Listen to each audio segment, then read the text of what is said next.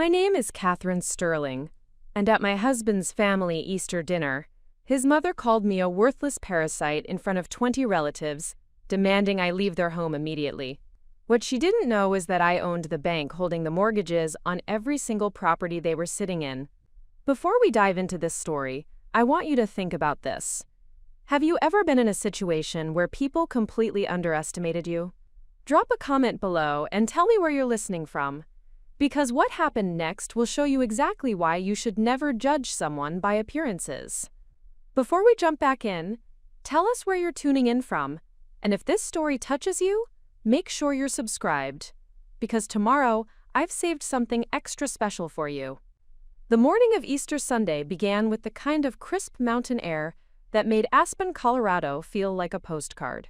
I stood in the marble bathroom of our downtown penthouse, applying the final touches of makeup, while my husband, Richard, adjusted his silk tie in the mirror beside me. The reflection staring back at me showed a woman who had learned to hide her true self behind designer clothes and practice smiles. What nobody in Richard's family knew was that beneath this carefully constructed facade lived someone who had built a financial empire from absolutely nothing. Richard's family had never accepted me. To them, I was the girl from the wrong side of Denver who had somehow managed to snag their precious heir. They saw my modest background, my public university education, and my lack of family connections as evidence that I was nothing more than a gold digger who had manipulated their son into marriage. What they refused to see was the woman who had graduated summa cum laude with a degree in finance, who had spent countless nights building investment strategies while they attended charity galas, and who had quietly accumulated wealth that dwarfed their inherited family fortune. The drive to the Blackwood family estate took 45 minutes through winding mountain roads lined with aspen trees just beginning to show their spring buds. Richard spent the entire journey on conference calls, discussing business deals and market fluctuations with associates who respected his family name more than his actual capabilities. I listened to him navigate conversations about investments and financial strategies with surface-level knowledge that would have been amusing if it weren't so frustrating to watch. Richard came from old money, the kind of wealth that had been passed down through generations of careful marriage alliances and conservative investment strategies. His great-grandfather had made the family fortune in mining operations, and subsequent generations had maintained their status through real estate investments and strategic business partnerships. They lived comfortably, but not extravagantly, more concerned with maintaining their social position than with growing their actual wealth. What Richard and his family never understood was that I came from a different kind of background entirely. My father had been a construction worker who died in an industrial accident when I was 12, leaving my mother to raise 3 children on a grocery store clerk's salary. I had learned early that security came not from family connections or inherited wealth, but from understanding how money actually worked, and having the courage to make decisions that others were too afraid to attempt. While Richard's family had been content to live off their trust funds and established investments, I had been building something much more substantial. Starting with a small inheritance from my grandmother, and every dollar I could save from part-time jobs during college, I had begun investing in undervalued properties and emerging market opportunities. By the time I married Richard 5 years ago, I already owned a portfolio worth more than most people would see in a lifetime. The Blackwood family estate appeared around the final bend, a sprawling Tudor-style mansion that commanded a view of the entire Roaring Fork Valley. The circular driveway was already filled with luxury vehicles belonging to Richard's extended family, each car representing another family member who had spent years treating me like an unwelcome intruder in their exclusive circle. As we approached the front entrance, Richard finally ended his phone call and turned to me with the kind of patronizing smile I had grown to despise. "Catherine, please try to be pleasant today. I know my family can be challenging, but they're important to me, and I need you to make an effort."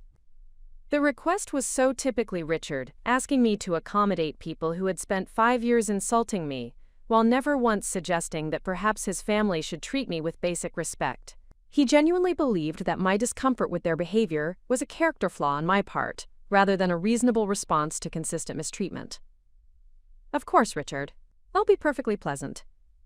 What I didn't tell him was that this Easter dinner would be the last time I would ever need to tolerate his family's condescension. What I didn't mention was that over the past 6 months, I had been quietly implementing a strategy that would soon give me unprecedented leverage over every person who would be seated at that dinner table.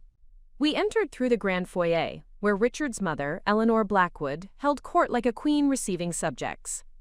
Eleanor was the kind of woman who believed that breeding and social connections were more important than actual accomplishment, and she had never made any effort to hide her disappointment that her son had married beneath his station. "Richard, darling," Eleanor said, embracing her son while barely acknowledging my presence. "You look wonderful. Business must be treating you well." "Thank you, Mother." "Yes, everything's going very smoothly." Eleanor's gaze finally settled on me with the kind of forced politeness that felt more insulting than outright hostility. "Catherine, how nice that you could join us." The phrasing was deliberate, suggesting that I was a guest rather than family, an outsider who had been granted temporary access to their private gathering. I had heard variations of this greeting for 5 years, each one designed to remind me that I would never truly belong in their world. The dining room was elegantly appointed with fine china, crystal stemware, and floral arrangements that had probably cost more than most families spent on groceries for a month. 22 family members were gathered around the extended table, representing 3 generations of Blackwood wealth and privilege. Every conversation seemed to revolve around exclusive social events, expensive vacations, and business deals that treated money like a game rather than a tool for creating security. Richard's uncle, Harrison, dominated much of the dinner conversation with stories about his latest real estate acquisitions and investment strategies. Harrison had always been particularly condescending toward me, apparently believing that my background made me incapable of understanding sophisticated financial concepts. "Richard, you should consider diversifying into commercial real estate," Harrison announced between courses. "The market conditions are perfect for someone with your family's resources and connections." What Harrison didn't know was that I had been monitoring commercial real estate opportunities for months, and that several properties he was considering had already been quietly acquired through shell companies that traced back to my private investment firm. His market analysis was accurate but incomplete, missing several key factors that would affect long-term profitability. The conversation continued, with various family members offering their opinions on market trends, political developments, and social changes that might affect their comfortable lifestyle. Each speaker seemed confident that their inherited wealth and established connections would protect them from any economic uncertainty, never considering that their financial security might be more fragile than they realized. As the afternoon progressed, the family's treatment of me followed the usual pattern. They included me in conversations only when they needed someone to serve more wine or clear dishes, treating me like household staff rather than a family member. When I attempted to contribute to discussions about financial matters, they responded with polite but dismissive comments that made it clear they viewed my opinions as irrelevant. Richard seemed oblivious to his family's behavior, or perhaps he had simply become so accustomed to their treatment of me that he no longer noticed how demeaning it was. He participated enthusiastically in conversations that excluded me, laughed at jokes that were subtly directed at my expense, and never once suggested that perhaps his wife deserved the same respect they showed to everyone else at the table. The breaking point came during dessert, when Eleanor decided to share her thoughts about financial responsibility and the importance of marrying within one's social class. She spoke about the dangers of allowing outsiders into established families, particularly those who might be motivated by financial gain rather than genuine affection. "Some people," Eleanor said, her gaze deliberately settling on me, "seem to believe that marriage is a pathway to financial security rather than a partnership between equals. These individuals often contribute nothing to the relationship while expecting to benefit from their spouse's family resources." The accusation was clear, delivered with the kind of refined cruelty that wealthy families had perfected over generations. She was calling me a gold digger in front of the entire family, suggesting that my marriage to Richard was nothing more than a calculated financial transaction. Richard said nothing. His silence felt like a physical blow, confirming that he either agreed with his mother's assessment or lacked the courage to defend his wife against such a blatant attack. Either possibility was equally devastating. Harrison decided to elaborate on Eleanor's theme, apparently believing that I needed to understand my place in their family hierarchy more clearly. "Eleanor makes an excellent point. Financial partnerships require both parties to contribute something meaningful. When one person brings nothing to the relationship except personal needs, it creates an unsustainable dynamic. Other family members nodded in agreement, some offering their own observations about the importance of financial compatibility and shared social backgrounds. The conversation had become a coordinated attack on my character and my place in their family, delivered with the kind of polite viciousness that made direct confrontation impossible. I listened to their comments with growing fury, not because their words hurt me personally, but because of the staggering arrogance and ignorance they revealed. These people, who had inherited their wealth rather than created it, who had never faced real financial challenges or built anything substantial from their own efforts, were lecturing me about financial responsibility and contribution. What they didn't know, what none of them had ever bothered to discover, was that the woman they were dismissing as a parasite had built a financial empire that operated far beyond their limited understanding. While they had been content to live off trust funds and inherited investments, I had been creating wealth through strategic acquisitions, innovative investment strategies, and business relationships that spanned multiple industries. The final insult came when Eleanor decided to make her position absolutely clear. She stood from her chair, her posture radiating the kind of authority that came from a lifetime of believing her opinions were unquestionably correct. Preparing and narrating this story took us a lot of time, so if you are enjoying it, subscribe to our channel. It means a lot to us. Now back to the story. Investment strategies and business relationships that spanned multiple industries. The final insult came when Eleanor decided to make her position absolutely clear. She stood from her chair, her posture radiating the kind of authority that came from a lifetime of believing her opinions were unquestionably correct. "Catherine," she said, her voice carrying the finality of a judicial pronouncement, "I think it's time we had an honest conversation about your future with this family. You've been married to my son for 5 years, and in that time, you've contributed absolutely nothing to our family's welfare or reputation. You're a financial burden, a social embarrassment, and frankly, a parasite who has been living off Richard's generosity for far too long." The room fell silent, except for the gentle ticking of an antique clock on the mantelpiece. 21 pairs of eyes watched to see how I would respond to this ultimate humiliation, whether I would finally accept their assessment of my worth and slink away in defeat.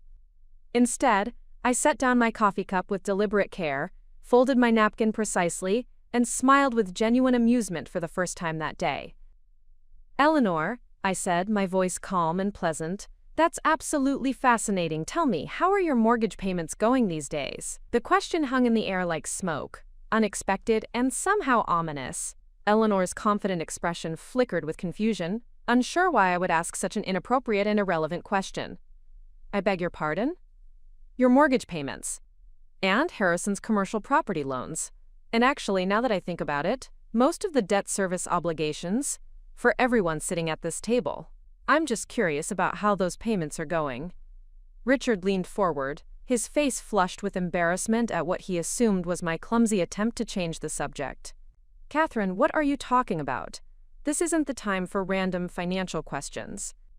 I looked around the table at faces that were beginning to show the first hints of uncertainty, people who were starting to wonder why someone they had just finished calling a parasite was asking such specific questions about their private financial obligations. "Actually, Richard, I think this is exactly the time for financial questions. Because you see, there's something I should probably mention about those mortgage payments and loan obligations that seem to be such a burden for everyone here." Quote, "The silence deepened as family members began to sense that something fundamental was shifting in the conversation.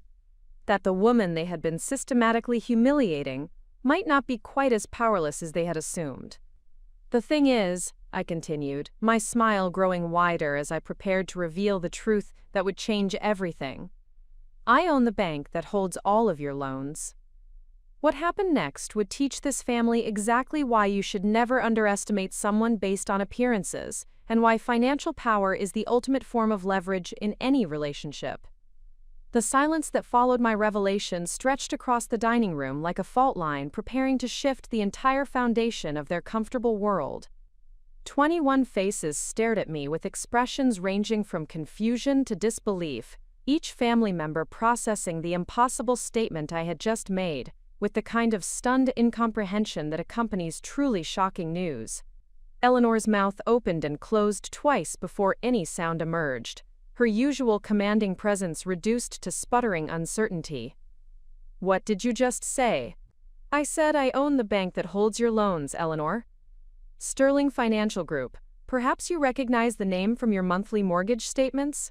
The recognition hit Harrison first, his face draining of color as the implications began to register. Sterling Financial Group was not just any bank. It was the premier private lending institution in Colorado, specializing in high-value real estate financing for wealthy clients who required discretion and personalized service. It was the kind of exclusive financial institution that the Blackwood family had always preferred, believing that their social status entitled them to special treatment and favorable terms. Richard's fork clattered against his dessert plate as he turned to stare at me with an expression I had never seen before. "Catherine, that's impossible. Sterling Financial Group is owned by some reclusive billionaire. Nobody even knows who controls that company." "You're absolutely right, Richard. Nobody knows. I've gone to considerable effort to ensure my privacy and maintain separation between my personal life and my business operations. It's amazing how much more effectively you can operate when people underestimate your capabilities." The truth was that Sterling Financial Group represented only the most visible portion of a financial empire I had been building systematically for over a decade. While the Blackwood family had been content to live off inherited wealth and conservative investments, I had been creating an integrated network of businesses, investment funds, and financial services that generated wealth across multiple sectors simultaneously. My journey toward financial independence had begun during my sophomore year at the University of Colorado, when an economics professor had mentioned that most wealthy families maintained their status through strategic debt management rather than liquid assets. The concept had fascinated me, particularly the idea that controlling debt could provide more leverage than simply accumulating cash. While my classmates focused on traditional career paths, I began studying the mechanics of private lending, asset-backed securities, and the complex financial instruments that allowed sophisticated investors to multiply their influence. My first real opportunity had come through a work-study position at a small investment firm near campus. The firm specialized in distressed asset acquisition, purchasing properties and businesses from owners who faced financial difficulties, and restructuring them for profitable resale. I spent 3 years learning every aspect of their operation, from initial market analysis through final disposition, while simultaneously completing my finance degree and building a network of contacts throughout Colorado's financial community. The breakthrough that changed everything had occurred during my senior year, when I identified a pattern in the local real estate market that nobody else seemed to notice. Several prominent families, including some with social connections to the Blackwoods, were over-leveraged on commercial properties that they had acquired during an optimistic market period. Interest rates were rising, rental income was declining, and many of these prestigious borrowers were quietly struggling to meet their debt service obligations. Rather than simply observing this trend, I had developed a comprehensive strategy to benefit from it. Using my grandmother's inheritance as initial capital, supplemented by every dollar I could save from part-time employment, I began purchasing distressed debt from banks that wanted to remove problematic loans from their portfolios. The process required sophisticated legal and financial analysis, but it allowed me to acquire control over valuable properties at substantial discounts while generating steady income from debt service payments. The strategy had worked beyond my most optimistic projections. Within 2 years of graduation, I controlled a portfolio of debt instruments worth more than $10 million, generating monthly income that exceeded most people's annual salaries. More importantly, I had developed expertise in debt restructuring, private lending, and asset management that positioned me to expand into much larger opportunities. Sterling Financial Group had emerged from this foundation as a natural evolution of my investment strategy. Rather than simply purchasing distressed debt from other institutions, I began originating loans directly to borrowers who valued privacy and personalized service over the standardized products offered by traditional banks. My target market consisted primarily of wealthy families and successful professionals who needed sophisticated financing for real estate acquisitions, business expansions, and complex investment strategies. The business model was elegantly simple: provide excellent service to clients who could afford premium pricing, maintain absolute discretion about their financial affairs, and structure loan agreements that generated steady returns while protecting my interests through comprehensive collateral requirements. Within 5 years, Sterling Financial Group had become the preferred lender for Colorado's financial elite, including every member of the Blackwood family. What made the situation particularly ironic was that Richard had actually introduced me to several of my best clients without realizing it. During the early years of our marriage, I had attended numerous social events where I met successful business owners and investors who were frustrated with traditional banking relationships. My background in finance, combined with my apparent status as a wealthy housewife, had created perfect conditions for building trust and developing business relationships that my competitors could never access. The Blackwood family's complete ignorance of my professional activities had been both amusing and strategically valuable. While they dismissed me as a gold digger who contributed nothing to the relationship, I had been systematically building wealth that dwarfed their inherited fortune. Richard received monthly statements from Sterling Financial Group for his various loans, but had never bothered to investigate the company's ownership structure or consider that his wife might be involved in sophisticated financial operations. Eleanor finally found her voice, though it lacked its usual commanding authority. "Catherine, this is preposterous. You're claiming to own a major financial institution. That's simply not possible." "Eleanor, I understand your skepticism. After all, you've spent 5 years assuming that I was completely dependent on Richard's financial support. But perhaps you'd like to review some documentation that might clarify the situation." I reached into my purse and withdrew a leather portfolio that contained several documents I had prepared specifically for this moment. The portfolio included ownership certificates for Sterling Financial Group, summary statements showing the current balances of loans held by family members, and legal documents establishing my authority to modify loan terms and accelerate payment schedules at my discretion. Harrison leaned forward to examine the documents, his face growing progressively paler as he recognized official letterhead, legal terminology, and financial data that corresponded exactly with his private loan agreements. "These documents appear to be legitimate," he said quietly, his voice barely audible above the antique clock that continued ticking in the background. "They are completely legitimate, Harrison. In fact, your commercial property loans total approximately $3.7 million, with variable interest rates that adjust quarterly based on market conditions.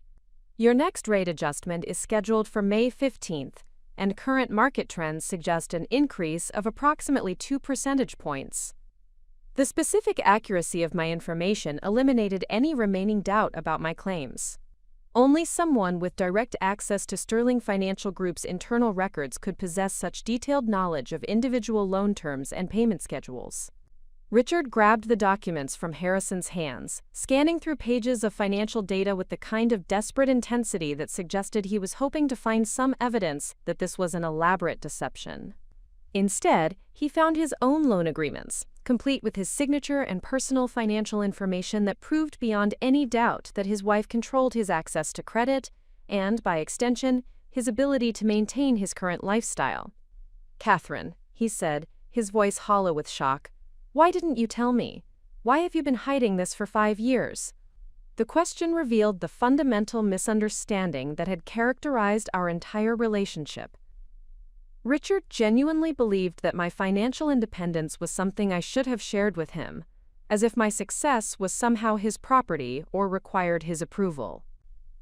He could not comprehend that I might have legitimate reasons for maintaining privacy about my business operations, particularly given his family's consistent treatment of me as an inferior. "Richard, I didn't hide anything. I simply chose not to discuss my professional activities with people who had already decided that I was incapable of meaningful achievement. Your family spent 5 years treating me like an unwelcome burden, while simultaneously borrowing money from my company. The irony was too perfect to interrupt. The full scope of their dependency was even more extensive than they realized. Beyond the individual loans held by family members, Sterling Financial Group also provided credit facilities to several businesses in which the Blackwoods held ownership interests.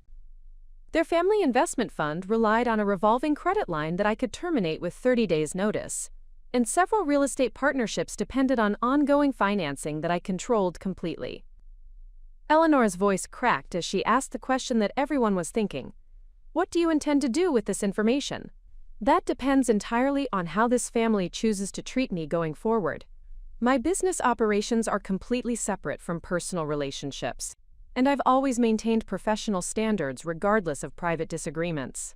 However, I should mention that several loans are approaching their renewal dates, and market conditions have changed significantly since the original agreements were executed. The threat was subtle but unmistakable. I possess the legal authority to modify loan terms, accelerate payment schedules, or decline renewal applications, potentially forcing the family to seek alternative financing under much less favorable conditions. Given their current debt levels and the specialized nature of their financing needs, finding replacement funding would be extremely difficult and expensive. Harrison understood the implications immediately. Catherine, surely you wouldn't use your business position to pursue personal vendettas. That would be highly unethical. Harrison, I find your concern about ethics fascinating, particularly coming from someone who just spent 2 hours insulting my character and questioning my right to be part of this family. But you're absolutely correct that business decisions should be based on objective criteria rather than personal feelings. I paused to let that concept settle before continuing. Which is why I should probably mention that several of your loans are currently in technical default due to covenant violations that have been overlooked as a courtesy to valued clients. A more rigorous enforcement of contractual terms would require immediate remediation or accelerated payment. The statement was technically accurate but deliberately ominous. Most sophisticated loan agreements included financial covenants requiring borrowers to maintain specific debt-to-income ratios, asset values, or operational benchmarks. These covenants were typically monitored quarterly, and violations were common among borrowers who used creative accounting methods to optimize their tax positions. Sterling Financial Group's policy had always been to work cooperatively with clients to address minor covenant violations through amended agreements or temporary waivers. However, the same covenant violations that were routinely overlooked for cooperative clients could be enforced strictly against borrowers who proved problematic or untrustworthy. The legal authority to demand immediate compliance with all contractual terms provided substantial leverage over borrowers who had grown comfortable with flexible enforcement policies. Richard's uncle James, who had remained silent throughout most of the conversation, finally spoke with the kind of measured tone that suggested he understood exactly how precarious their situation had become. Catherine, I think we may have misunderstood your background and your contributions to this family. Perhaps we should start over with a more accurate understanding of the situation. Quote, the diplomatic language barely concealed his panic as he realized that the woman they had been systematically humiliating possessed the financial power to destroy their comfortable lifestyle with a few strategic business decisions. James owned several commercial properties that were financed through Sterling Financial Group, and his monthly cash flow depended entirely on favorable loan terms that I could modify or terminate at my discretion. James, I appreciate your willingness to reconsider previous assumptions. I think that's exactly the kind of mature response that successful business relationships require. The power dynamic in the room had shifted completely. 20 minutes earlier, I had been the unwelcome outsider who was tolerated only because of my marriage to Richard. Now I was the person who controlled their access to credit, their ability to maintain their properties, and ultimately their capacity to preserve the lifestyle that defined their social identity. But this revelation was only the beginning. What the Blackwood family did not yet understand was that my financial empire extended far beyond Sterling Financial Group, and that the loans they were worried about represented only a small fraction of the leverage I possessed over their futures. The real lesson they were about to learn was that underestimating people based on appearances and assumptions could have consequences that extended far beyond social embarrassment. The conversation that would follow would determine whether this family was capable of learning from their mistakes, or whether they would require more dramatic demonstrations of the power they had spent 5 years dismissing as irrelevant. The transformation in the Blackwood family's behavior was immediate and absolutely fascinating to observe. Within minutes of confirming that their financial security depended entirely on my goodwill, every person at that Easter dinner table underwent a complete personality adjustment that would have been comedic if it were not so revealing of their fundamental character. Eleanor, who had spent the afternoon calling me a parasite and demanding that I leave her home, suddenly discovered urgent reasons to extend our visit.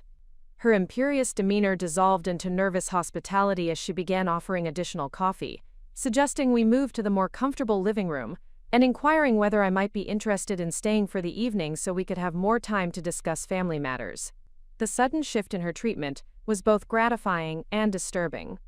After 5 years of calculated coldness and barely concealed hostility, Eleanor was now treating me with the kind of deferential attention typically reserved for major donors at charity events. She seemed genuinely confused by her own behavior, as if she could not quite understand why she was suddenly so concerned about my comfort and satisfaction. Richard appeared to be experiencing something approaching shock, as he struggled to reconcile the woman he thought he had married with the financial powerhouse I had revealed myself to be. He kept staring at me with expressions that cycled between amazement, confusion, and what appeared to be resentment. The realization that his wife possessed wealth and influence that exceeded his own seemed to challenge fundamental assumptions about our relationship and his role within it. Harrison had become uncharacteristically quiet, apparently calculating the potential impact of my revelation on his various business ventures and investment strategies. He excused himself twice to make private phone calls, presumably to his accountants or attorneys, seeking advice about how to manage this unexpected development. When he returned from the second call, his face carried the kind of grim expression that suggested his advisors had confirmed his worst fears about his financial vulnerability. The most interesting reaction came from Richard's cousin Patricia, who had always been particularly dismissive of my presence at family gatherings. Patricia worked in public relations for a prestigious Denver firm and prided herself on her ability to read people and situations accurately. She had spent years treating me like an inconsequential appendage to Richard, but now she was studying me with the kind of intense focus that suggested she was trying to identify what other assumptions she might have gotten completely wrong. As the family began to absorb the implications of my revelation, I found myself reflecting on the years of preparation that had made this moment possible.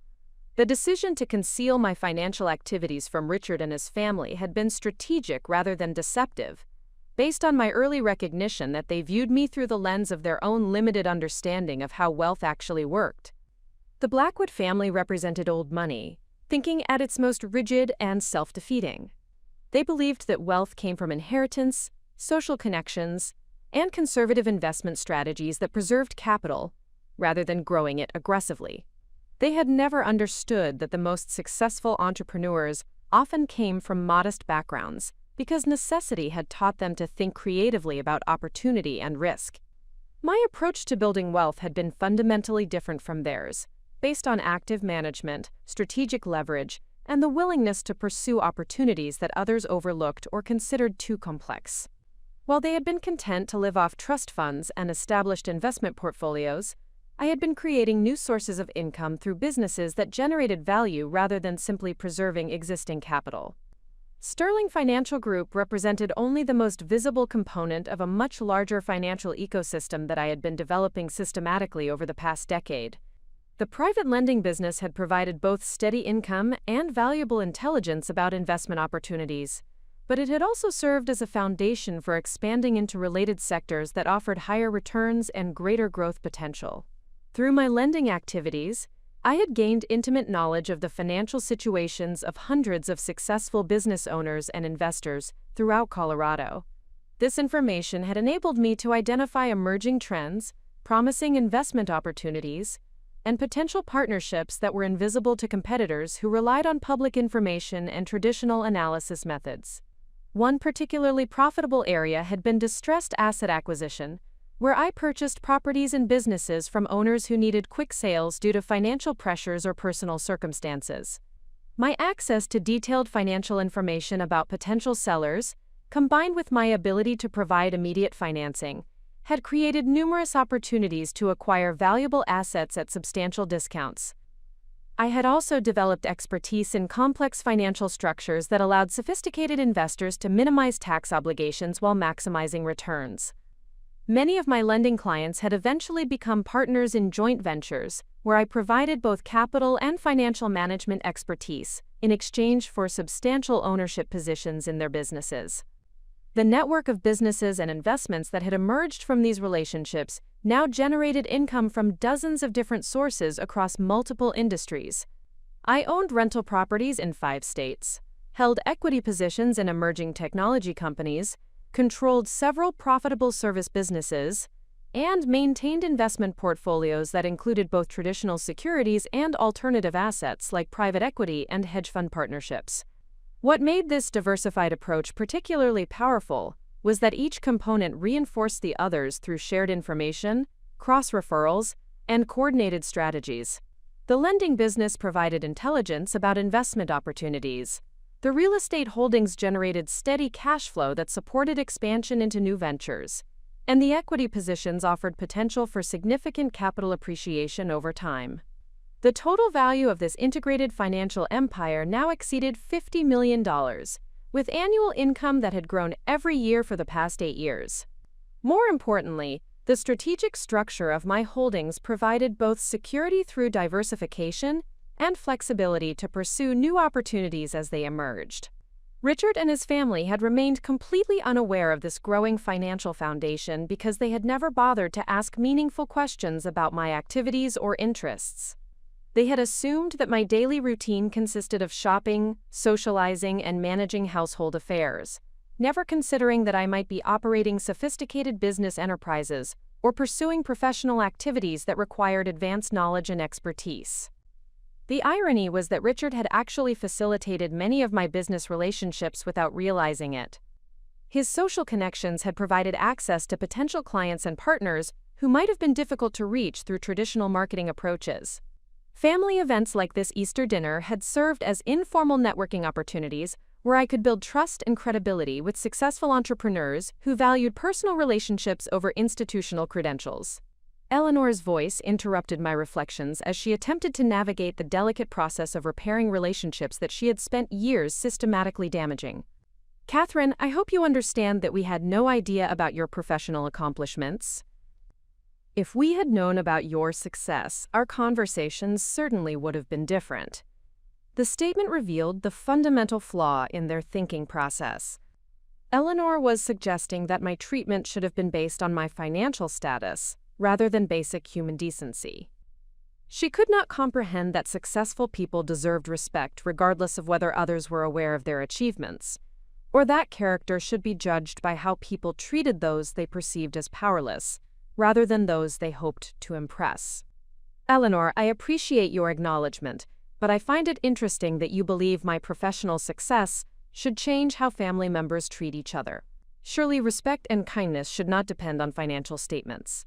My response was designed to highlight the moral bankruptcy of their previous behavior, while establishing clear expectations for future interactions.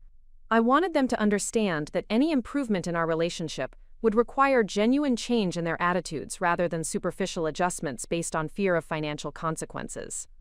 Harrison rejoined the conversation with the kind of forced optimism that suggested he had received advice about damage control strategies from his advisors. "Catherine, perhaps we could discuss how this new information might create opportunities for closer family collaboration. Your expertise could be valuable for our various business interests." The suggestion was transparently self-serving, but it also represented a recognition that they needed my cooperation more than I needed theirs. Harrison was attempting to reframe the situation as a potential partnership rather than acknowledging the power imbalance that my revelation had created. "Harrison, I'm always interested in discussing business opportunities with qualified partners. However, I should mention that my investment decisions are based on objective criteria including management competence, market potential, and operational efficiency. Family relationships don't influence my professional judgment." The message was clear. Any business collaboration would require them to demonstrate actual value rather than assuming that family connections entitled them to favorable treatment. They would need to compete for my attention and resources based on merit rather than expectations of automatic support. Richard finally found his voice, though he seemed to be struggling with conflicting emotions about the situation. "Catherine, I don't understand why you kept all of this secret from me. We're married. Shouldn't we have been building this wealth together?" His question revealed the depth of his misunderstanding about both entrepreneurship and our relationship dynamics. Richard genuinely believed that my success was somehow his property because of our marriage, despite the fact that he had contributed nothing to building it and had actually created obstacles through his family's hostility toward me. "Richard, I built this business using my own capital, my own expertise, and my own time. You were always welcome to ask about my activities, but you seemed more interested in your golf games and business trips than in understanding what your wife did with her time." The conversation that followed would determine whether this family was capable of learning from their mistakes and treating me with appropriate respect, or whether they would simply attempt to manipulate the new power dynamic for their own benefit while maintaining their fundamental lack of understanding about what real success required. What they did not yet realize was that my revelation about Sterling Financial Group had been only the beginning of their education about the extent of my influence over their futures. The comprehensive network of businesses and relationships I had built would soon demonstrate that financial power extended far beyond simple lending arrangements, and that underestimating people based on assumptions could have consequences that affected every aspect of their comfortable lifestyle. The real test of their character would come when they discovered that changing their behavior toward me would require more than superficial politeness and strategic flattery. They would need to confront their own prejudices, acknowledge their previous mistakes, and demonstrate genuine respect for someone they had dismissed as inferior for 5 years. The afternoon was about to become much more challenging for everyone involved, as I prepared to show them exactly what real financial power looked like when wielded by someone who understood the difference between inherited privilege and earned authority. The drive back to our penthouse that evening was conducted in profound silence, with Richard alternating between furtive glances in my direction and intense focus on the mountain road ahead. The 45 minutes of winding aspen-lined highway provided ample time for both of us to process the complete transformation of our relationship dynamics and consider the implications for our future together. I used the quiet journey to reflect on the strategic decision that now lay before me. The revelation of my financial empire had fundamentally altered the power balance within the Blackwood family, but it had also created new complexities that required careful consideration. The question was not whether I possessed the capability to reshape their behavior through financial pressure, but rather how I should exercise that influence to achieve outcomes that aligned with my long-term objectives. The immediate satisfaction of watching Eleanor, Harrison, and the other family members scramble to adjust their treatment of me had been gratifying, but emotional reactions were poor foundations for strategic decisions. The situation required the same disciplined analysis that had guided my business development over the past decade, focusing on sustainable outcomes rather than temporary victories. Upon arriving home, Richard immediately retreated to his study without discussion, presumably to research Sterling Financial Group and attempt to understand the full scope of the business empire I had concealed from him. His reaction was entirely predictable, representing the typical response of someone whose fundamental assumptions about reality had been suddenly overturned. He needed time to process information that challenged his understanding of our relationship, his own importance, and the financial dynamics that governed his family's lifestyle. I settled into my private office, a space that Richard rarely entered and had never examined closely. The room contained the operational center of my various business interests, including secure computer systems, confidential files, and communications equipment that connected me to associates and partners throughout North America. The contrast between this sophisticated command center and the decorative sitting room that Richard associated with my daily activities illustrated the magnitude of his ignorance about my professional activities. The evening presented an opportunity for comprehensive strategic planning without interruption or observation. I needed to determine how to leverage the afternoon's revelation to achieve several interconnected objectives that would establish sustainable improvements in my personal situation while maintaining the integrity of my business operations.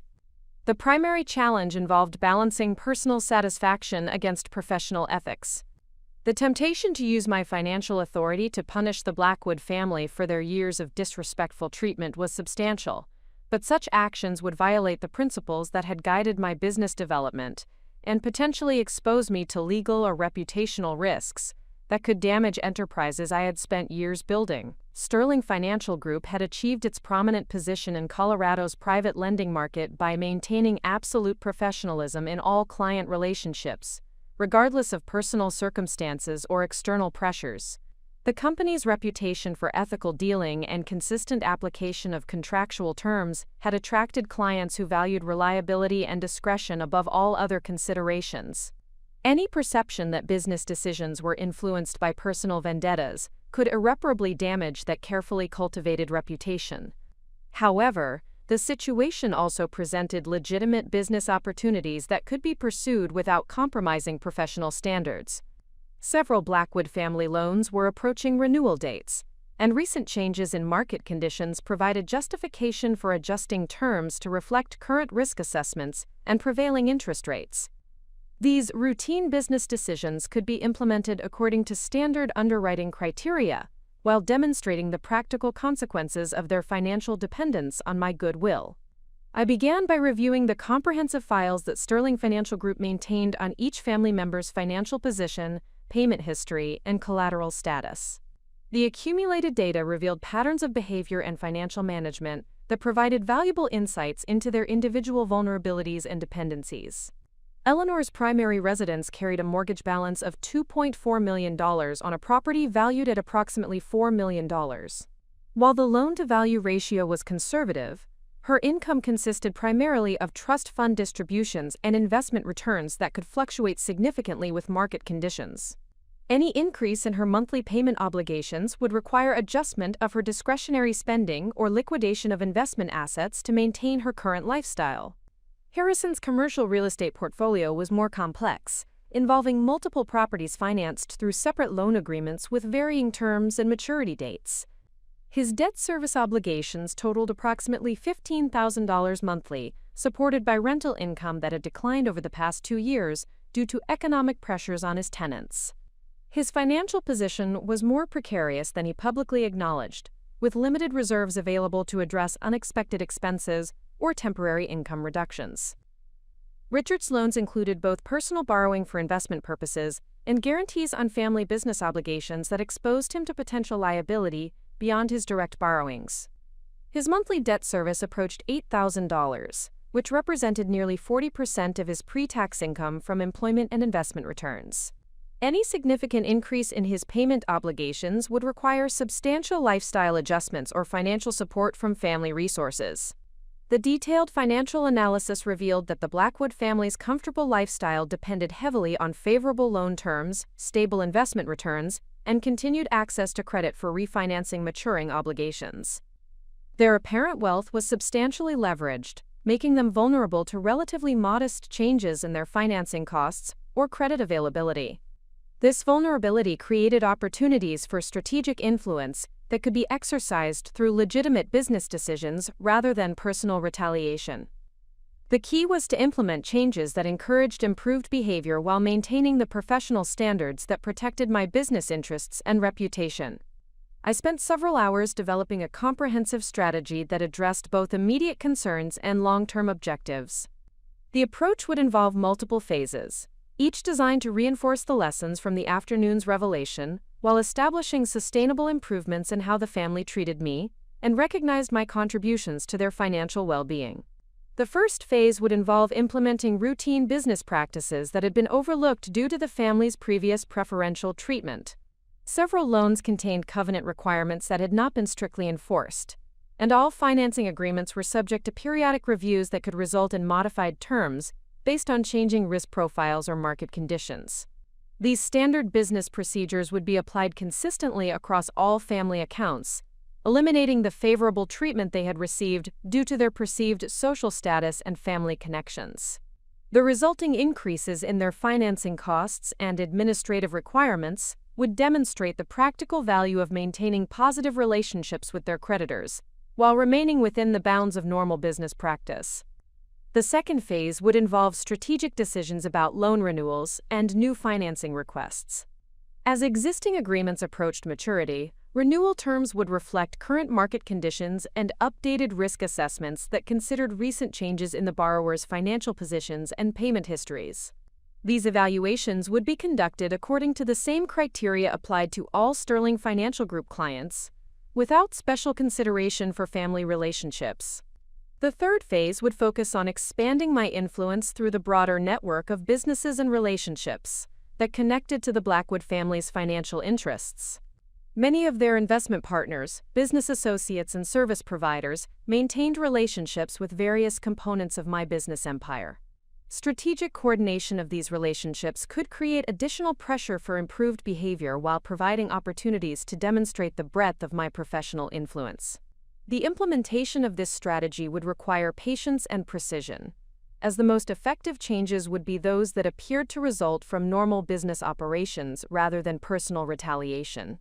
The goal was to establish a new equilibrium in our family relationships, based on mutual respect and accurate understanding of each person's contributions and capabilities. However, the strategy also needed to address the fundamental question of whether my marriage to Richard could survive the revelation of our actual relative positions and capabilities. His reaction to the afternoon's events suggested deep-seated assumptions about gender roles, financial authority, and relationship dynamics that might be incompatible with the reality of our respective achievements and abilities.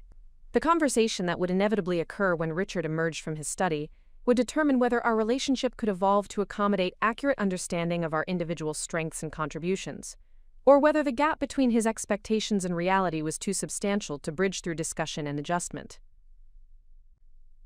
My reflection was interrupted by the sound of Richard's study door opening and his footsteps approaching my office. The time for strategic planning had concluded, and the moment for direct confrontation had arrived. The conversation that followed would determine whether the afternoon's revelation marked the beginning of improved family relationships based on mutual respect, or the start of a more complex conflict that would test the limits of both personal loyalty and professional ethics.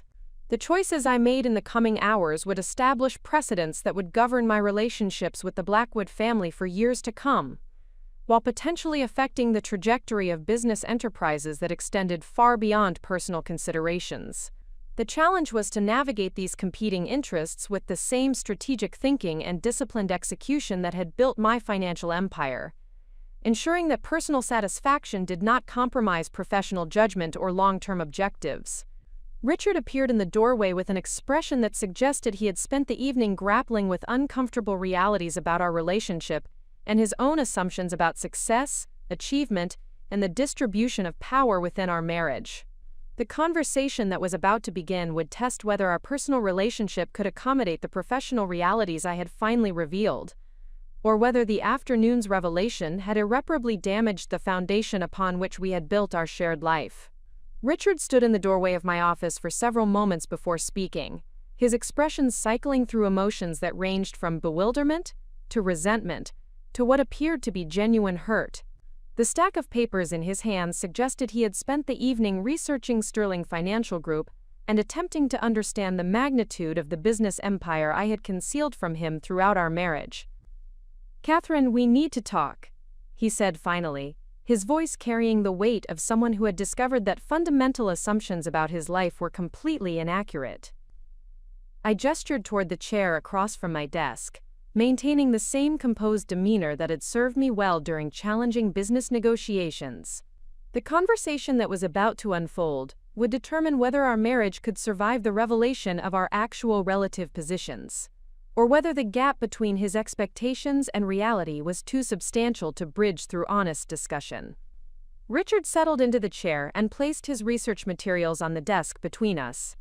The documents included printouts of Sterling Financial Group's corporate filings, news articles about my company's growth and market position, and what appeared to be financial statements that confirmed the scope of my business operations. "I've spent the past 3 hours trying to understand how this is possible," he began, his voice tight with controlled emotion. "Sterling Financial Group is one of the most successful private lending institutions in Colorado. The company has been featured in business publications as an example of innovative financial services. And you're telling me that you've been running this entire operation without ever mentioning it to your husband?"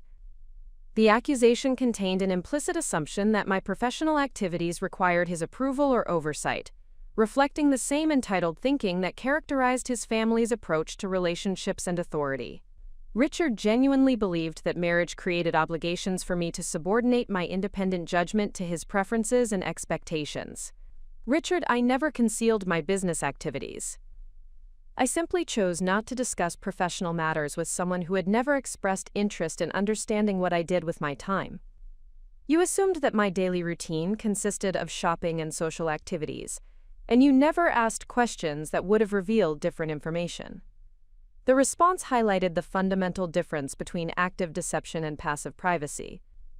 Throughout our marriage, Richard had maintained separate business interests, investment accounts, and professional relationships that he discussed only when convenient or necessary. He had never suggested that marriage required complete transparency about every aspect of our respective careers and financial activities. But Catherine, this isn't just a career. You own a major financial institution. You control millions of dollars in assets. This affects our entire relationship, our financial planning, our future, together. How could you think this was something you could handle independently? His perspective revealed deep-seated assumptions about gender roles and financial authority that were incompatible with modern professional relationships. Richard could not comprehend that a woman might possess superior business acumen or achieve greater financial success without male guidance and approval.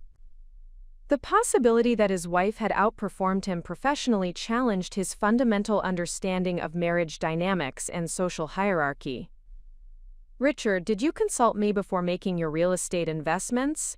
Did you seek my approval before joining Harrison's commercial development partnership?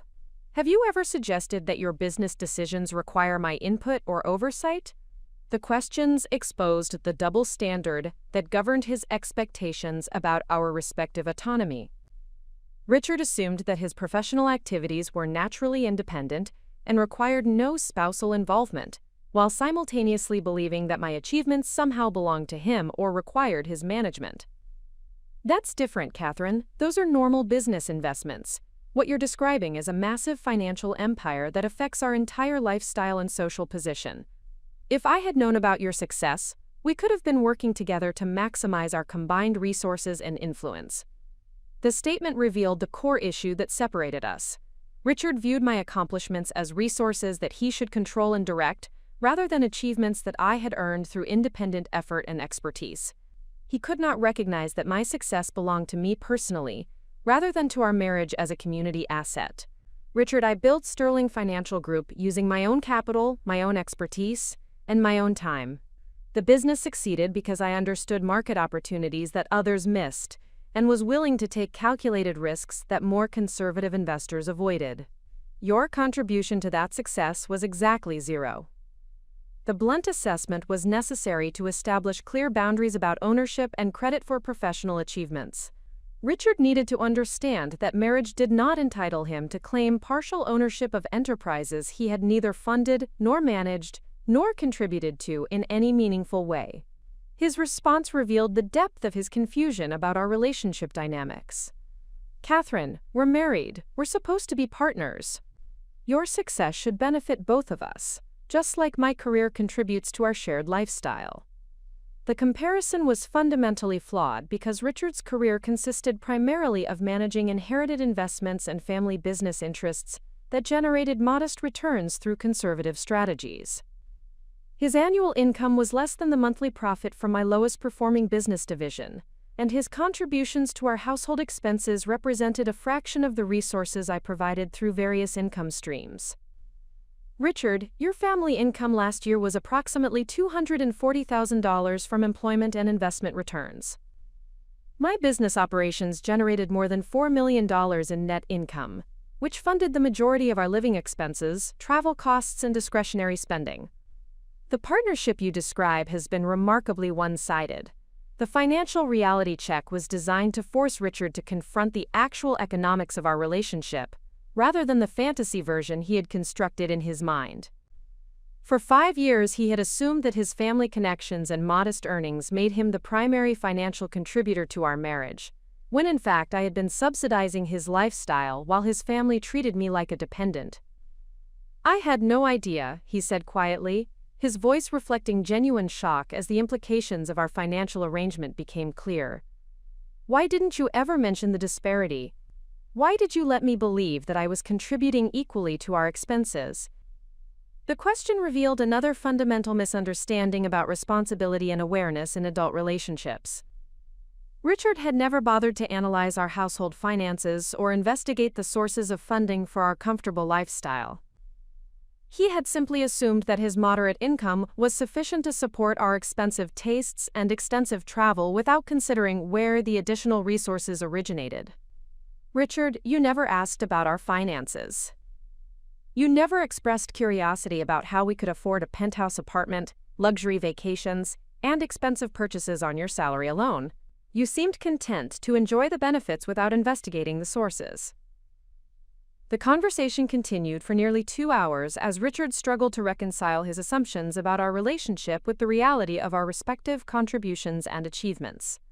His emotional journey included phases of anger about my secrecy, resentment about my superior financial position, and confusion about what these revelations meant for our future together. The most revealing aspect of his reaction was his persistent focus on how my success affected him, rather than recognition of my individual accomplishments or appreciation for the financial security I had provided. Richard remained fundamentally unable to celebrate my achievements as independent successes worthy of respect and admiration. Catherine, I understand that you've built something impressive, but I don't understand why you felt the need to exclude me from it. We could have been building this empire together if you had trusted me with the information.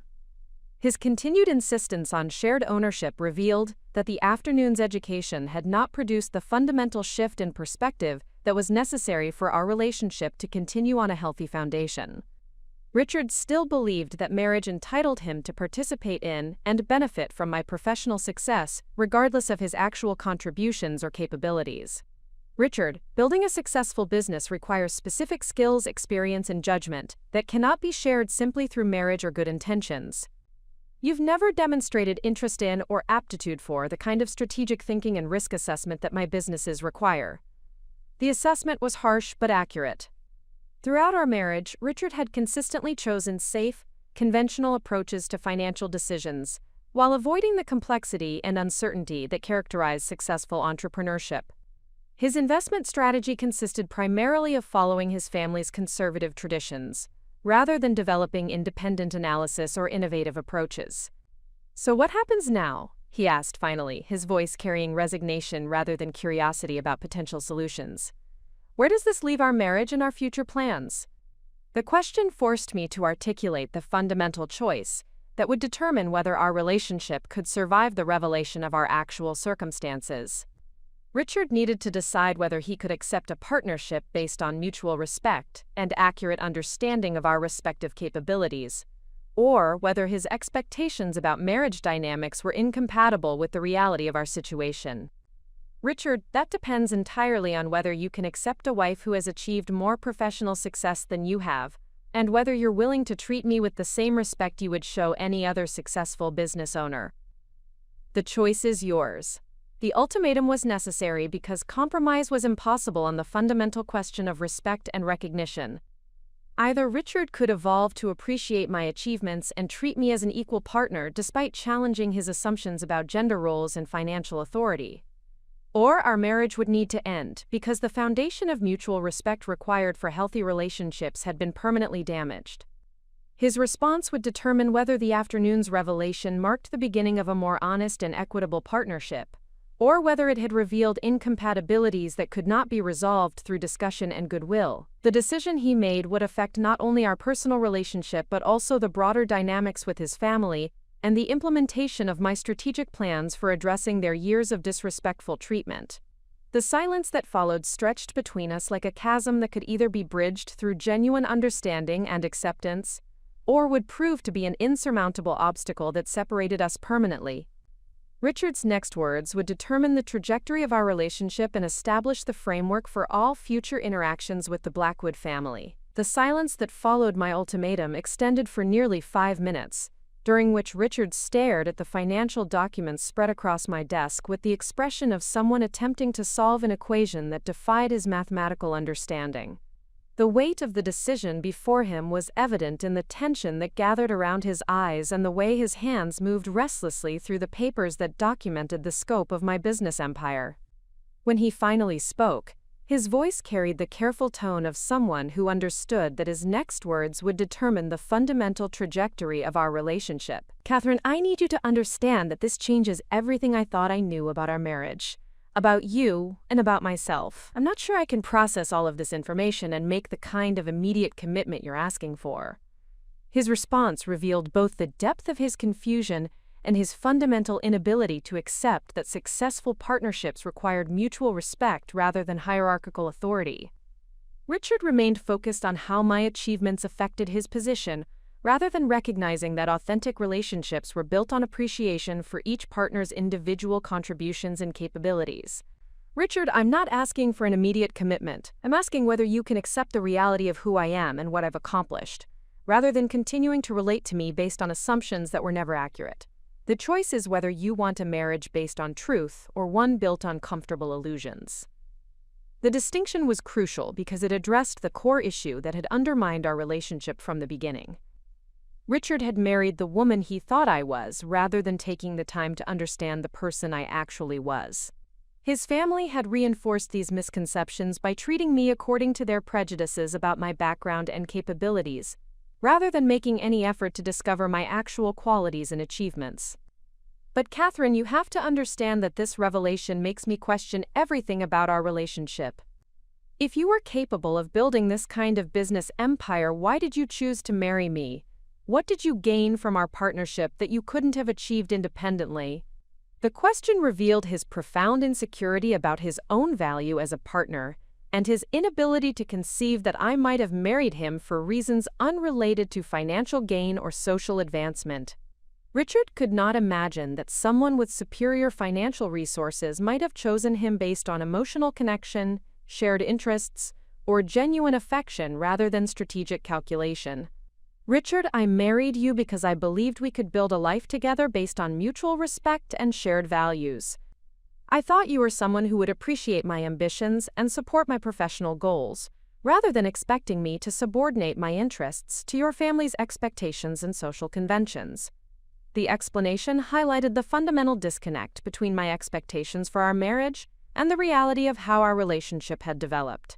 Rather than becoming partners who supported each other's individual growth and achievement, we had fallen into patterns where I accommodated his family's demands while my own accomplishments remained invisible and unacknowledged. Richard stood and walked to the window that overlooked downtown Denver, his reflection visible in the glass as he contemplated the city lights that represented thousands of businesses and professional relationships that operated according to principles of merit and performance, rather than inherited status and social connections. "Catherine, I think I'm beginning to understand how arrogant my family and I have been. We assumed that success came from the advantages we inherited rather than from individual effort and capability. We never considered that someone from a different background might have developed skills and achieved results that exceeded our own accomplishments." His acknowledgement represented the first genuine recognition of the prejudices that had shaped his family's treatment of me and his own assumptions about our relationship dynamics. However, intellectual understanding of past mistakes did not automatically translate into the emotional and behavioral changes that would be necessary for our marriage to continue on a healthier foundation. "Richard, understanding the problem is only the first step. The question is whether you can treat me with the same respect and recognition that you would show any other successful entrepreneur, and whether you can defend that treatment when your family reverts to their previous patterns of behavior."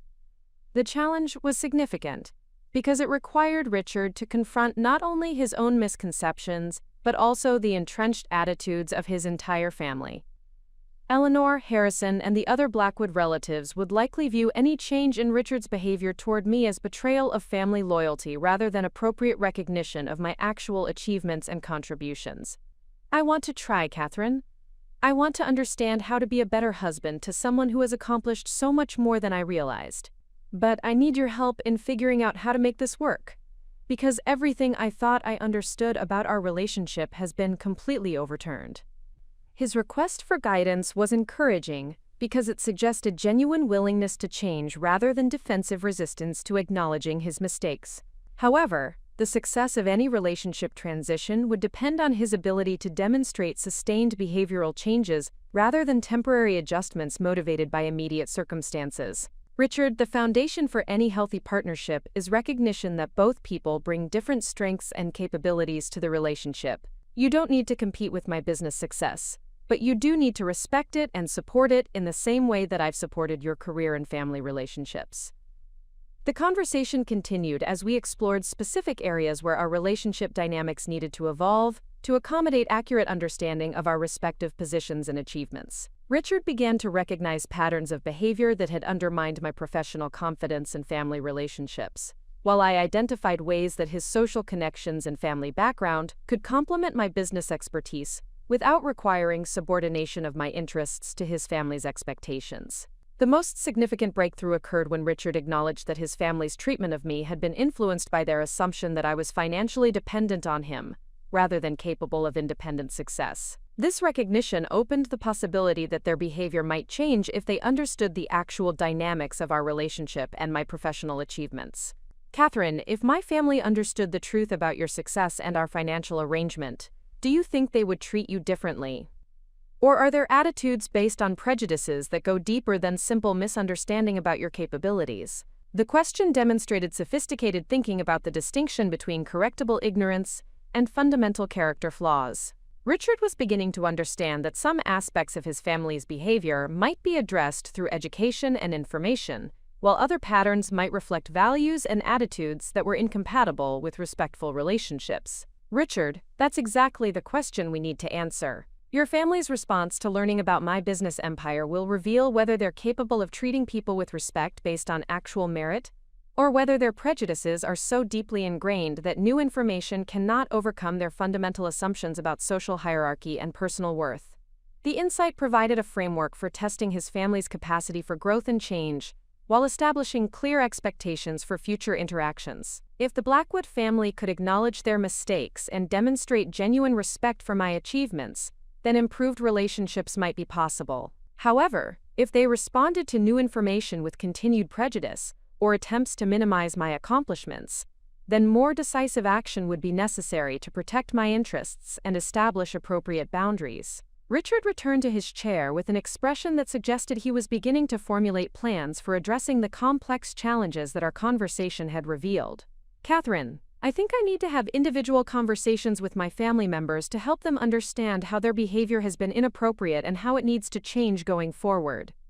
His proposal represented a significant step toward taking responsibility for managing his family's treatment of me, rather than expecting me to tolerate their disrespect indefinitely.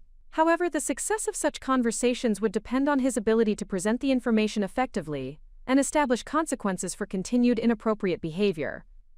Richard, I appreciate your willingness to address these issues with your family. However, you should understand that their response to your conversations will determine how I handle our business relationships going forward. I cannot maintain professional standards while tolerating personal disrespect from the same individuals. The statement established clear connections between family dynamics and business consequences, ensuring that Richard understood the practical implications of his family's choices about future behavior. Sterling Financial Group's policies and procedures would be applied consistently regardless of personal relationships, but the family's treatment of me would influence how generously those policies were interpreted in borderline situations. What specific changes would you need to see in order to feel confident that our relationship, and your relationships with my family, could continue on a positive foundation? Richard asked, demonstrating his recognition that abstract commitments needed to be translated into concrete behavioral expectations. The question provided an opportunity to establish measurable criteria for evaluating progress and determining whether sustained improvement was possible. Richard, I need to see consistent respect for my professional achievements, acknowledgement of my contributions to our household and lifestyle, and active support for my business interests when they conflict with your family's preferences or expectations. These requirements represented fundamental principles for healthy partnerships, rather than excessive demands for special treatment. Any marriage between successful professionals required mutual recognition, shared decision-making authority, and protection of each partner's interests when they faced external pressure or criticism. The conversation concluded with Richard's commitment to begin immediate discussions with his family members about changing their treatment of me, while I agreed to provide reasonable time for him to demonstrate sustained behavioral improvements before making final decisions about our marriage and my business relationships with his family. However, the implementation of these agreements would prove more challenging than either of us anticipated, as the Blackwood family's response to learning about my financial empire would reveal the true depth of their prejudices and their capacity for acknowledging the fundamental mistakes that had characterized their treatment of me for the past 5 years.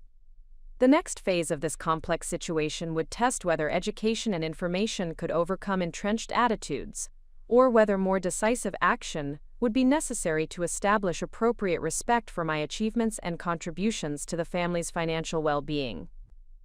The week following our confrontation brought a series of developments that revealed the true character of each Blackwood family member as they grappled with the reality of my financial empire and their dependence on my continued goodwill.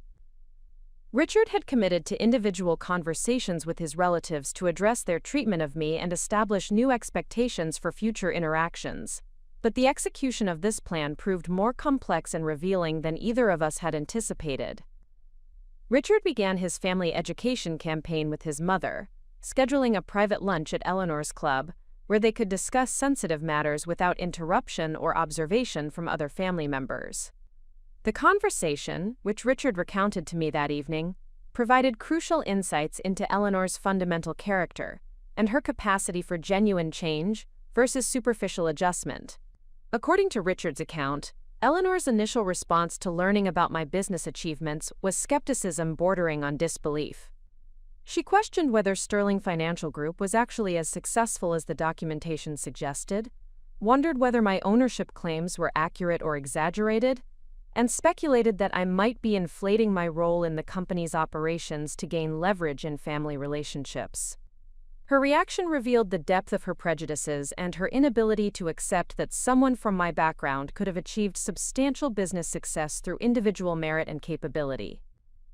Even when confronted with documented evidence of my accomplishments, Eleanor remained committed to explanations that minimized my achievements and preserved her assumptions about social hierarchy and inherited superiority. Richard reported that Eleanor eventually acknowledged the accuracy of the financial information he presented, but her acceptance was grudging and accompanied by commentary that suggested she viewed my success as somehow inappropriate or threatening to established family dynamics.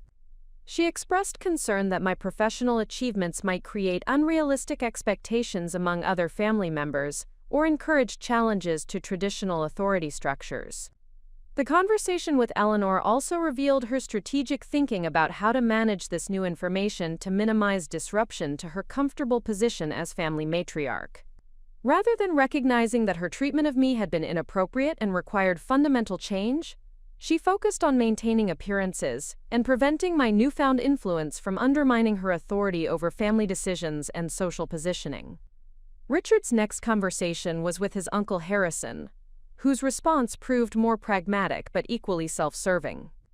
Harrison immediately understood the business implications of my revelation and began exploring opportunities to leverage our family connection for his own commercial advantage.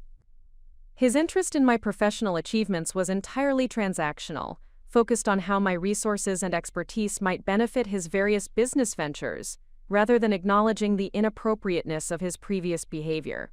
During their discussion, Harrison proposed several joint investment opportunities that would allow him to access my capital and business networks while providing me with what he characterized as valuable partnership opportunities.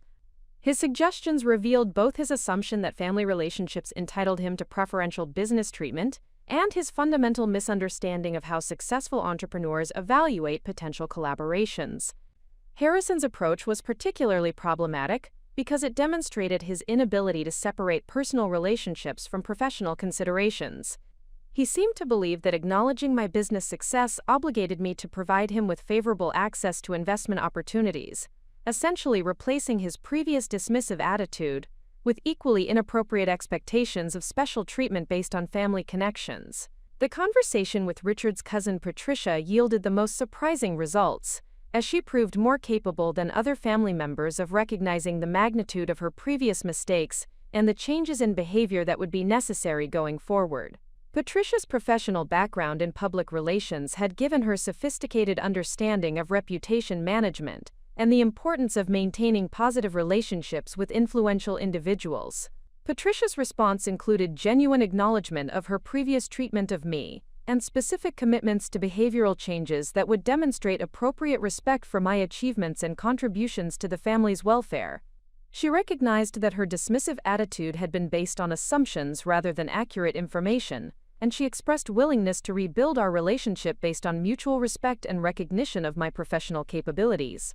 However, Patricia's motivation appeared to be primarily strategic rather than ethical, driven by her understanding that maintaining positive relationships with successful business leaders was essential for her own career advancement and social positioning. While her commitment to improved behavior was encouraging, the underlying calculations that motivated her change suggested that sustained improvement would depend on continued perception of benefit, rather than genuine respect for my accomplishments.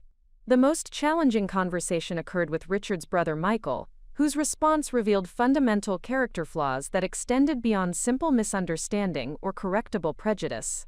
Michael's reaction to learning about my business empire was immediate resentment and hostility, as if my success somehow diminished his own accomplishments or threatened his position within the family hierarchy. Michael's perspective was that my concealment of my financial activities represented deception that invalidated my claims to respectful treatment, regardless of the magnitude of my achievements or the inappropriateness of the family's previous behavior. He argued that my decision to maintain privacy about my business operations demonstrated untrustworthiness that justified their dismissive treatment and continued skepticism about my character and motivations. His response revealed a fundamental inability to accept responsibility for his own behavior, or recognize that respect should be based on how people treat others, rather than on detailed knowledge of their private circumstances. Michael remained committed to explanations that preserved his assumptions about his own superiority, while minimizing the significance of my accomplishments and the inappropriateness of his previous conduct. The pattern that emerged from these conversations was deeply revealing about each family member's character and their capacity for growth and change. Eleanor's skepticism and concern about disruption to established authority structures suggested that her future behavior would be governed by strategic considerations rather than genuine respect for my achievements. Harrison's immediate focus on potential business advantages indicated that he would adjust his treatment of me based on perceived opportunities for personal benefit rather than recognition of previous mistakes. Patricia's professional acknowledgement of the need for behavioral change was encouraging but appeared to be motivated primarily by career considerations rather than ethical recognition of appropriate treatment standards. Michael's resentment and continued hostility revealed fundamental character deficiencies that would likely prevent any meaningful improvement in our relationship regardless of external pressure or consequences. These individual responses created a complex dynamic that required careful strategic consideration about how to proceed with family relationships and business decisions. The variation in each person's capacity for recognizing mistakes and implementing improvements suggested that differentiated approaches would be necessary to achieve sustainable positive outcomes. Richard's efforts to educate his family about my achievements and establish new behavioral expectations had revealed important information about their fundamental character and values, but the results were mixed at best. Only Patricia had demonstrated genuine recognition of the need for substantial behavioral changes, while the others remained focused on protecting their own interests and minimizing the disruption to established family dynamics. The challenge going forward would be determining how to respond to these varied reactions in ways that protected my interests, while providing appropriate incentives for improved behavior from those family members who demonstrated capacity for genuine change. The business relationships that connected to each family member's financial security provided leverage that could be exercised strategically to reinforce positive behavioral changes while imposing appropriate consequences for continued disrespectful treatment. However, the implementation of such strategies would require careful balance between personal satisfaction and professional ethics, ensuring that business decisions remained grounded in legitimate commercial considerations rather than appearing to be motivated primarily by personal retaliation. The goal was to establish sustainable improvements in family relationships based on mutual respect and accurate understanding of individual contributions, rather than creating temporary compliance motivated solely by fear of financial consequences. The next phase of this complex situation would involve translating the insights gained from Richard's family conversations into specific actions that would demonstrate the practical consequences of continued disrespectful behavior, while providing clear pathways for those family members who proved capable of genuine improvement. The effectiveness of this approach would determine whether the Easter dinner revelation could ultimately lead to healthier family relationships or whether more decisive separation would be necessary to protect my interests and maintain appropriate boundaries.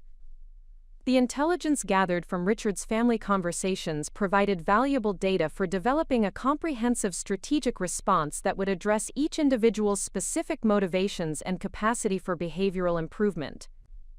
The differentiated approaches required careful implementation to achieve sustainable positive outcomes while maintaining the professional standards that had established Sterling Financial Group's reputation in the Colorado lending market.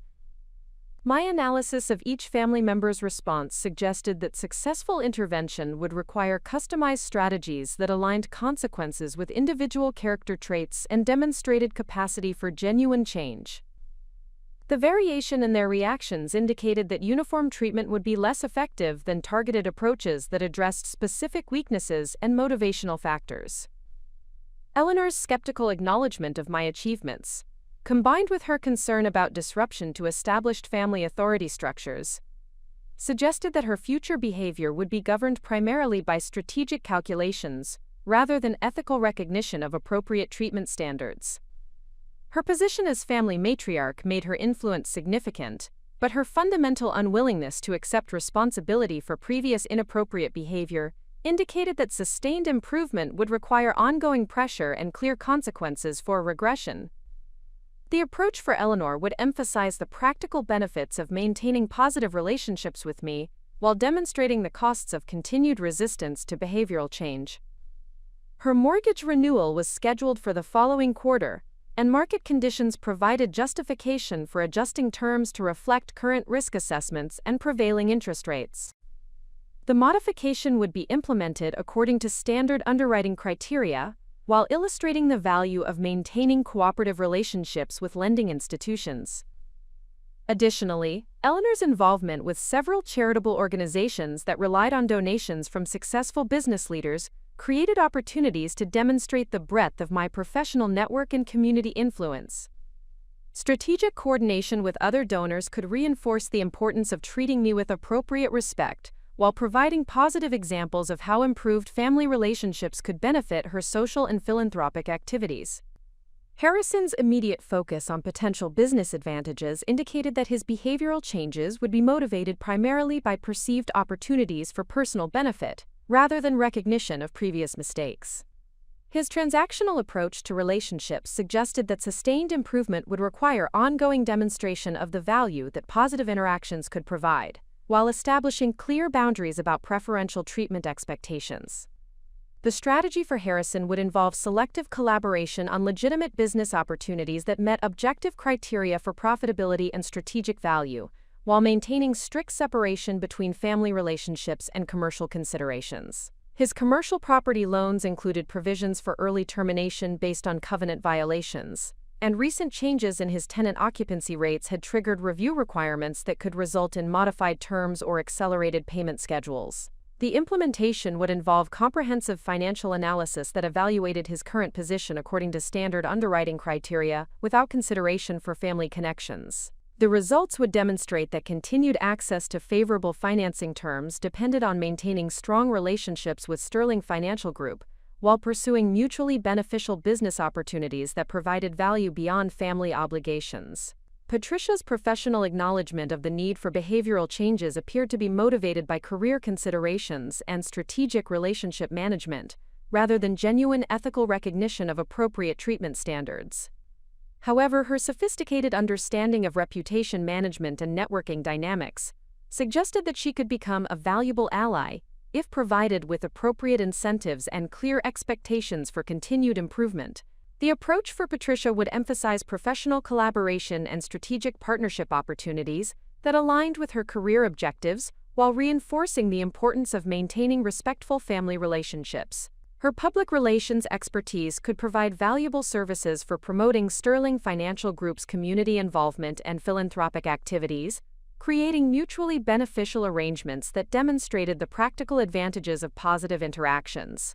Patricia's personal financial obligations were relatively modest compared to other family members, but her professional success depended heavily on maintaining relationships with influential business leaders and community organizations. Strategic introductions and collaborative opportunities could provide significant career advancement potential, while establishing clear expectations for sustained behavioral improvements and active support for my position within the family structure. Michael's resentment and continued hostility revealed fundamental character deficiencies that would likely prevent meaningful improvement, regardless of external pressure or consequences. His inability to accept responsibility for previous behavior and his commitment to explanations that preserved his assumptions about personal superiority indicated that rehabilitation efforts would be ineffective and potentially counterproductive. The strategy for Michael would focus on establishing clear boundaries and implementing appropriate consequences for continued disrespectful behavior, while minimizing opportunities for him to undermine improved relationships with other family members. His financial obligations included personal guarantees on family business ventures that exposed him to significant liability beyond his direct borrowing relationships. The implementation would involve strict enforcement of all contractual terms and immediate response to any covenant violations or payment irregularities. Michael's access to credit facilities and refinancing opportunities would be evaluated according to the most rigorous underwriting standards, without consideration for family connections or historical relationships. The objective was to demonstrate that continued hostility would result in measurably disadvantageous treatment, while providing clear pathways for improvement if he proved capable of genuine behavioral change. The overall strategic framework required careful coordination of these individualized approaches to ensure that positive behavioral changes were reinforced, while inappropriate conduct faced immediate and meaningful consequences. The success of this comprehensive strategy would depend on consistent implementation that maintained professional standards while demonstrating the practical value of respectful family relationships.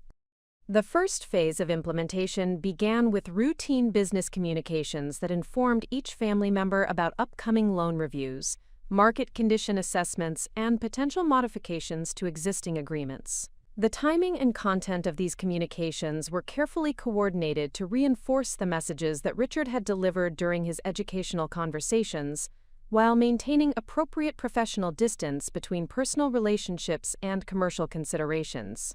Eleanor received notification that her mortgage renewal would require updated financial documentation and property appraisal to reflect current market conditions and lending standards. The communication emphasized Sterling Financial Group's commitment to providing excellent service to valued clients, while ensuring that all agreements reflected appropriate risk assessments and prevailing market terms. Harrison's commercial property loans triggered comprehensive review procedures that evaluated his current financial position, tenant occupancy rates, and debt service coverage ratios according to updated underwriting criteria.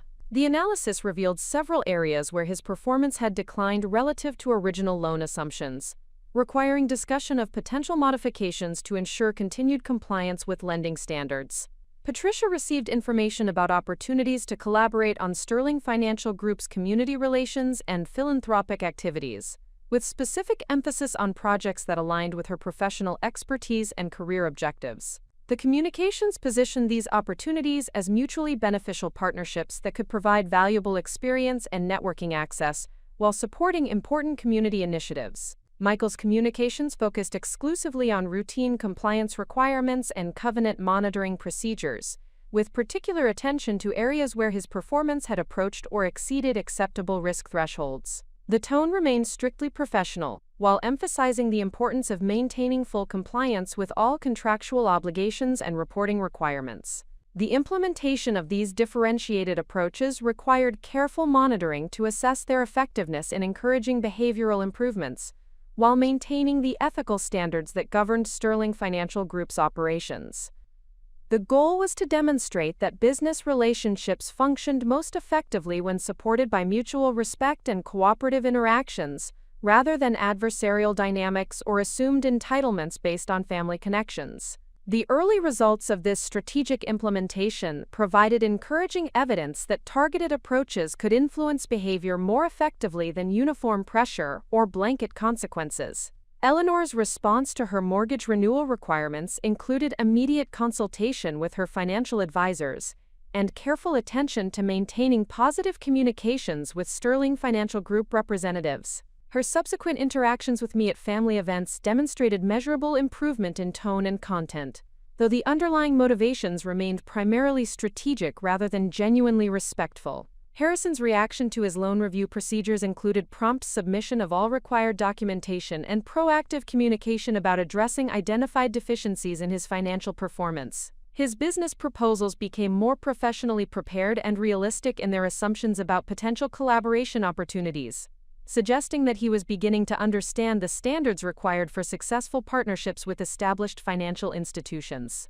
Patricia's engagement with community relations opportunities exceeded expectations, demonstrating genuine enthusiasm for collaborative projects that provided mutual benefit while reinforcing positive family dynamics. Her professional approach to these partnerships suggested that she understood the value of maintaining long-term relationships based on consistent performance and shared objectives, rather than assumed obligations or family expectations. Michael's response remained consistently hostile and uncooperative, confirming the assessment that his character deficiencies would prevent meaningful behavioral improvement regardless of external pressure or consequences.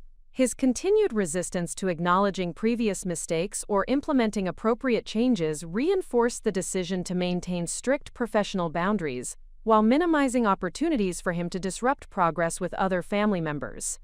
The overall effectiveness of this strategic implementation demonstrated that individualized approaches based on accurate assessment of character traits and motivational factors could produce sustainable improvements in family relationships, while maintaining the professional standards required for successful business operations. The key insight was that behavioral change required alignment between individual incentives and desired outcomes, rather than relying on abstract appeals to fairness or ethical obligations that individuals might choose to ignore when convenient. The initial results of my strategic implementation began manifesting within 3 weeks of the Easter dinner revelation, providing clear evidence that targeted approaches based on individual character assessment could produce measurable behavioral improvements among family members who possessed genuine capacity for change. The differentiated consequences I had established were creating precisely the kind of systematic pressure that would either facilitate authentic relationship improvement or reveal which individuals remained fundamentally incapable of respectful interaction. Eleanor's response to her mortgage renewal requirements represented the most significant transformation in behavior patterns that had remained consistent for 5 years. Her usual imperious approach to financial matters had been replaced by careful attention to documentation requirements and proactive communication with Sterling Financial Group representatives regarding any potential concerns about her application. The woman who had called me a parasite at Easter dinner was now ensuring that every interaction with my company demonstrated appropriate respect and professional courtesy. However, Eleanor's behavioral modifications remained primarily strategic, rather than genuinely respectful, as evidenced by her conversations with other family members about managing the new family dynamics. According to Richard's reports, Eleanor continued to express private resentment about my concealment of my business activities and concern about the disruption to established family authority structures. Her improved public behavior represented calculated adjustment rather than authentic recognition of her previous inappropriate conduct. The mortgage renewal process itself provided an excellent opportunity to demonstrate the practical consequences of maintaining positive versus negative relationships with lending institutions.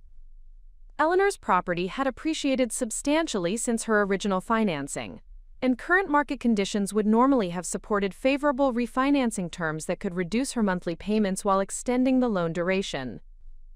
However, the comprehensive financial review required for renewal revealed several areas where her debt-to-income ratios had deteriorated due to reduced investment returns and increased discretionary spending. The standard underwriting analysis indicated that Eleanor's current financial position represented marginally higher risk than her original loan approval, justifying modest increases in interest rates and more stringent reporting requirements to ensure ongoing compliance with debt service obligations.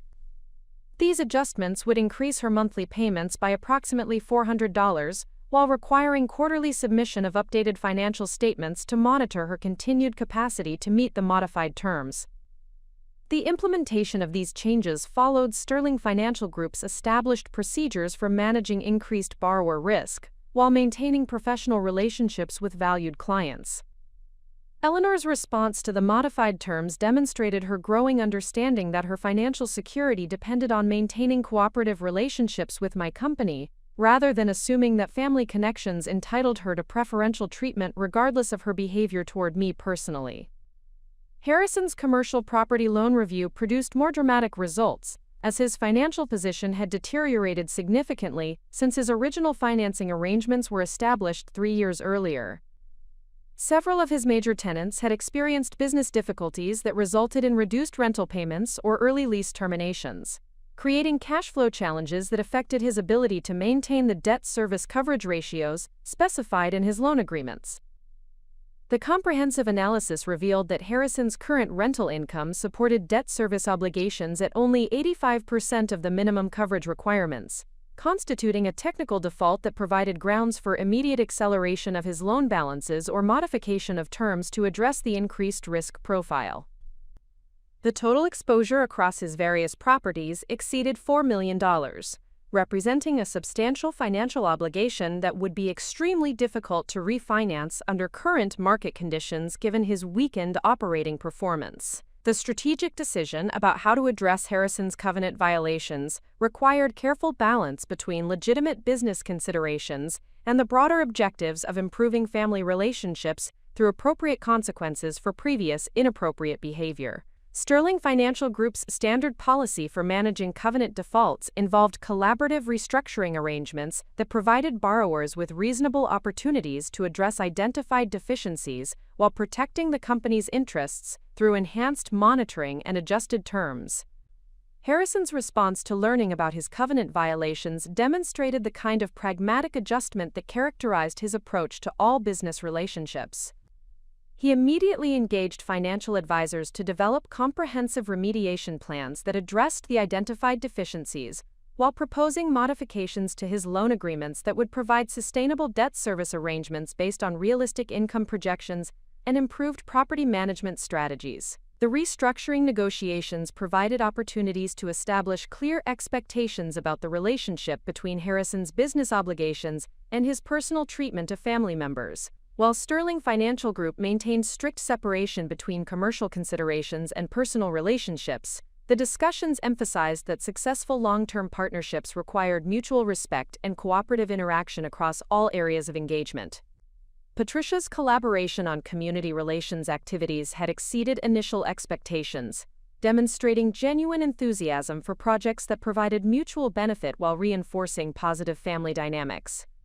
Her professional expertise in public relations had proved valuable for developing Sterling Financial Group's participation in charitable initiatives and community development programs that enhanced the company's reputation while supporting important local causes.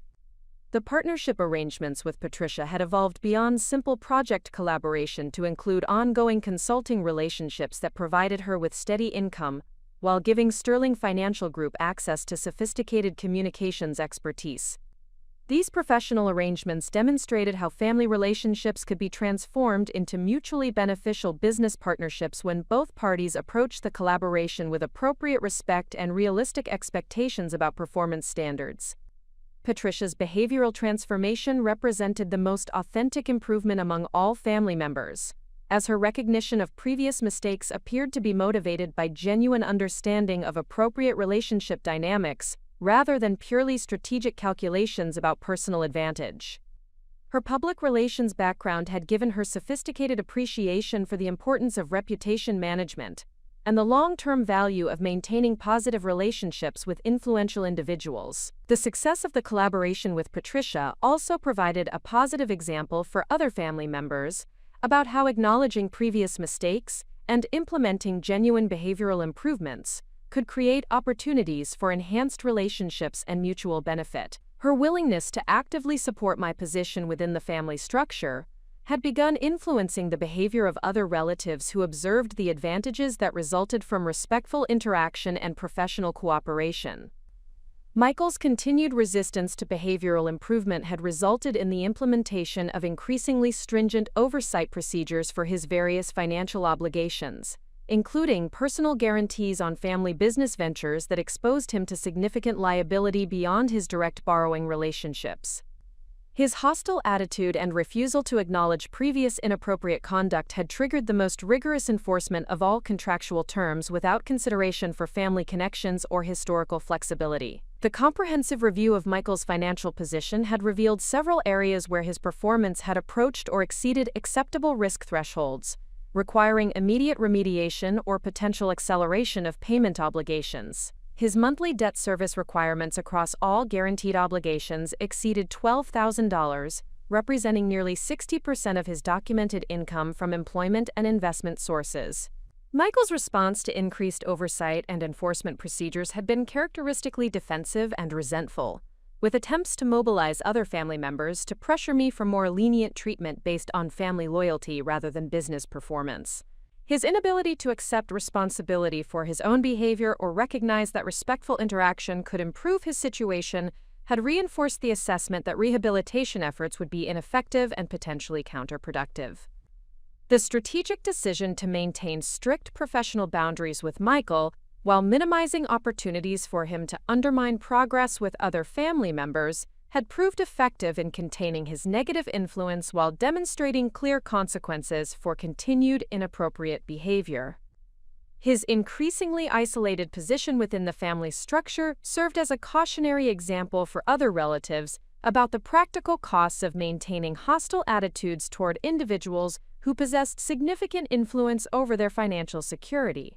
The overall effectiveness of this differentiated strategic approach had created a new equilibrium within the Blackwood family relationships that reflected more accurate understanding of individual contributions and capabilities rather than assumptions based on inherited status or traditional authority structures. The combination of appropriate consequences for inappropriate behavior and meaningful incentives for genuine improvement had facilitated sustainable positive changes among family members who possessed the character and motivation necessary for authentic relationship enhancement. Richard's role in facilitating these improvements had evolved from simply conveying information about my business achievements to actively supporting the implementation of new family dynamics based on mutual respect and accurate recognition of individual accomplishments. His growing understanding of the strategic thinking and professional expertise required for successful business operations had enhanced his appreciation for my achievements, while strengthening our marriage relationship through more honest and equitable partnership arrangements. The transformation in family dynamics had also created opportunities for expanding my business network and community influence through strategic partnerships and collaborative initiatives that leveraged the improved relationships while maintaining appropriate professional standards.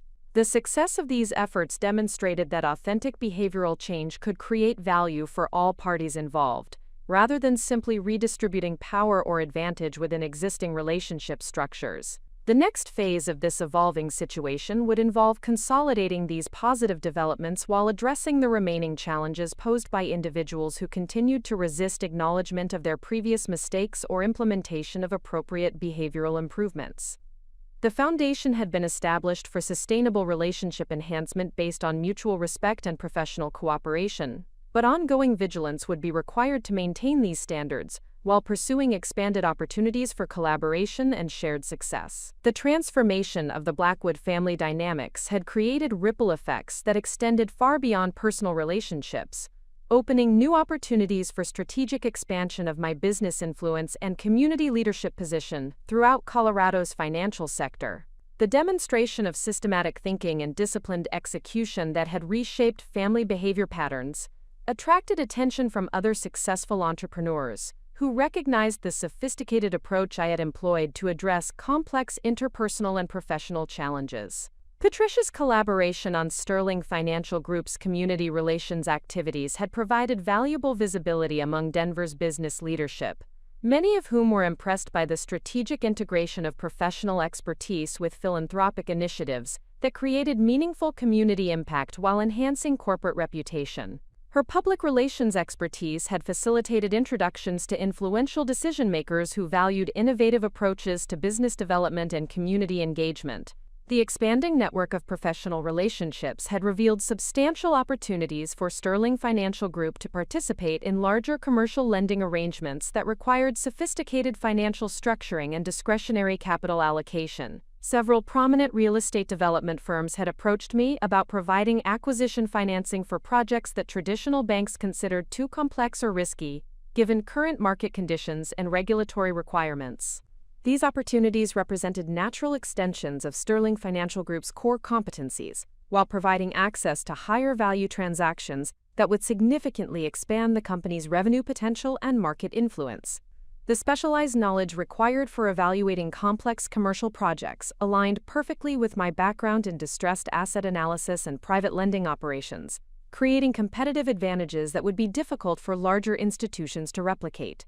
One particularly promising opportunity involved financing for a mixed-use development project in downtown Denver that would include luxury residential units, premium office space, and retail establishments catering to affluent professionals and business executives. The project required $45 million in construction and permanent financing, with an additional $15 million needed for tenant improvements and marketing expenses before the development could achieve stabilized occupancy.